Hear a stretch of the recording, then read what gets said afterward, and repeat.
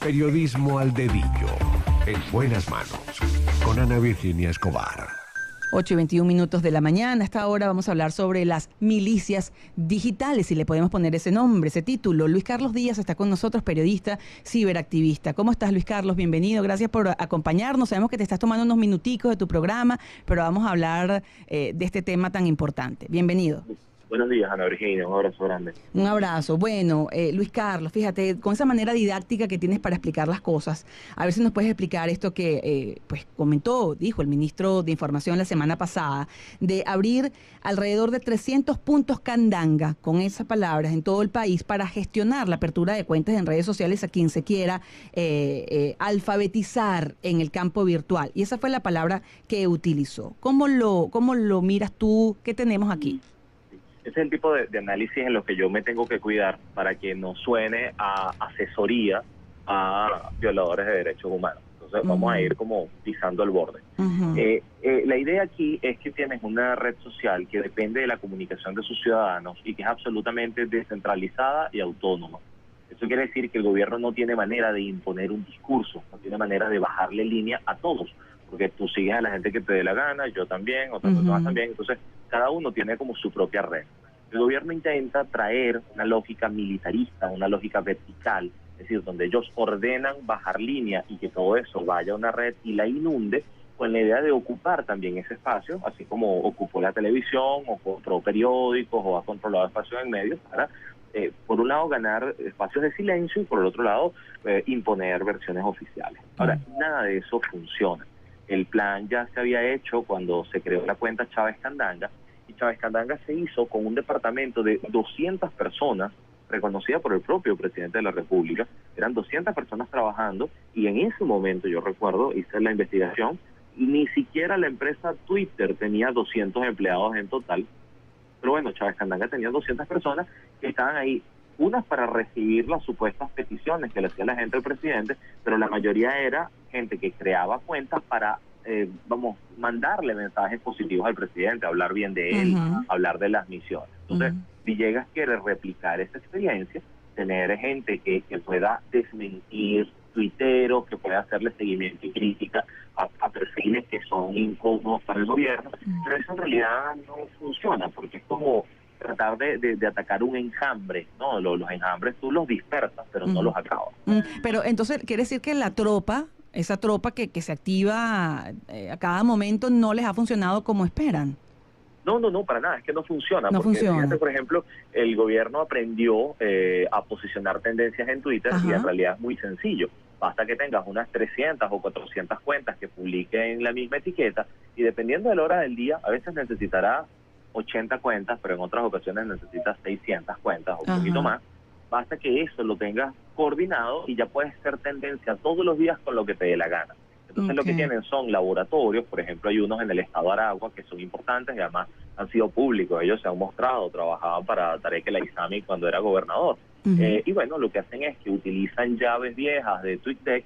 TweetDeck es un programa que servía para administrar, sirve todavía, para administrar varias cuentas de Twitter. Exacto. Ellos usan vulnerabilidades en versiones anteriores, en versiones viejas, y entonces lo que hacen es que administran unas llaves viejas de TweetDeck, administran por allí 50 cuentas, 60 cuentas a la vez, ponen un mismo mensaje y aparecen de manera automática. Esos son lo que llamamos bots. Por eso para el gobierno es muy fácil tener tendencia. Ahora, eso no funciona, porque una tendencia en realidad es una conversación, es agregarle valor a una conversa, y eso es algo que el gobierno no puede hacer artificialmente. Por eso digo que es una lógica militar y no funciona en un espacio ciudadano. El otro punto, y obviamente anoche estuviste tuiteando muchísimo sobre esto, es lo que pasó con ese tuit de el ciudadano de Leopoldo Castillo sobre Leopoldo López, luego un desmentido, luego Luquese dice que está bien, está vivo y sus fuentes se lo dicen, elimina el tuit y pone otro diciendo que necesitan la fe de vida, Lilian Tintori se traslada al hospital, etcétera. Todo esto se manejó por las redes sociales hasta que el diputado Diosdado Cabello presentó debajo de la manga, la sacó no sé de dónde, una fe de vida rápidamente de Leopoldo López. Pero todo comenzó con las redes sociales. ¿Qué pudo haber ocurrido allí, Luis Carlos? Bueno, hay muchas cosas en simultáneo. La primera es que solo los secuestradores presentan fe de vida. Los familiares y abogados de las personas detenidas tienen derecho a verlos, a estar con ellos, a visitarlos. y en el caso de Leopoldo López, que además es un preso político que está en una cárcel militar, ya cumple un mes sin contacto con sus familiares. Es decir, los familiares hacen bien en insistir en verlo.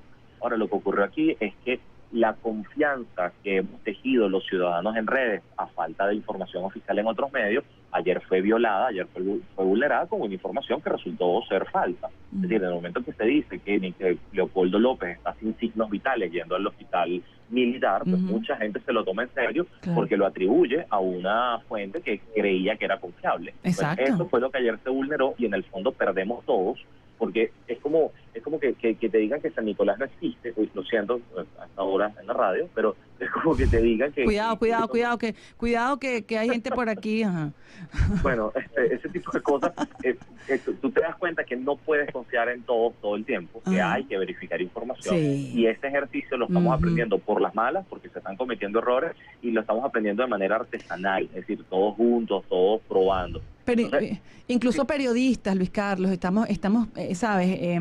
Olvidando aquellos principios básicos, y hasta uno se incluye de repente, ¿no? En creer ciertos rumores hasta el momento de validarlos, confirmarlos.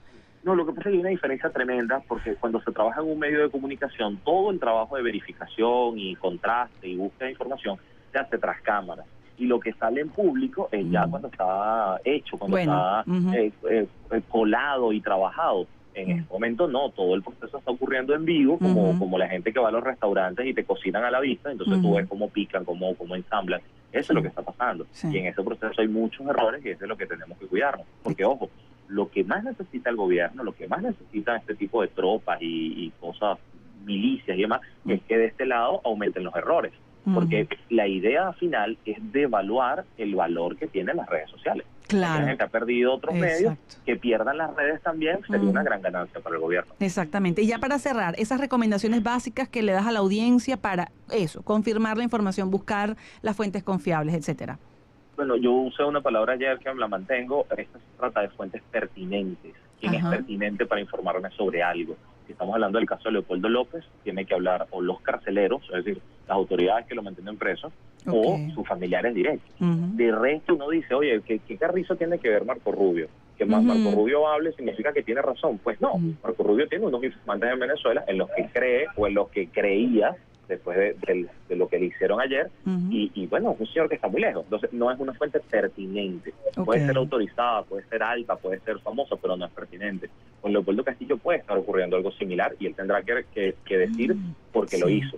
Evidentemente, lo que puede decir es, mira, esto era una operación para lograr una fe de vida, lograr saber de él, pero el riesgo es perder credibilidad. Claro, o lo hice de buena fe porque me lo dijo una persona cercana a la familia, a Leopoldo, ¿no? Pero ocurrió antes, por ejemplo, con la orden de captura de María Corina Machado, que fue falsa, con el comunicado de los militares que publicó una vez Capriles diciendo que le prohibían ver los canales de televisión, y también fue falso. Es decir, se están marcando goles y la idea es hacernos cada vez menos vulnerables. Claro. Podemos cometer errores, pero oye, hay que cuidarse también de no facilitárselo a quien quiere que se cometan errores. Y lo importante que dices, que están tratando de desacreditar las redes sociales, obviamente.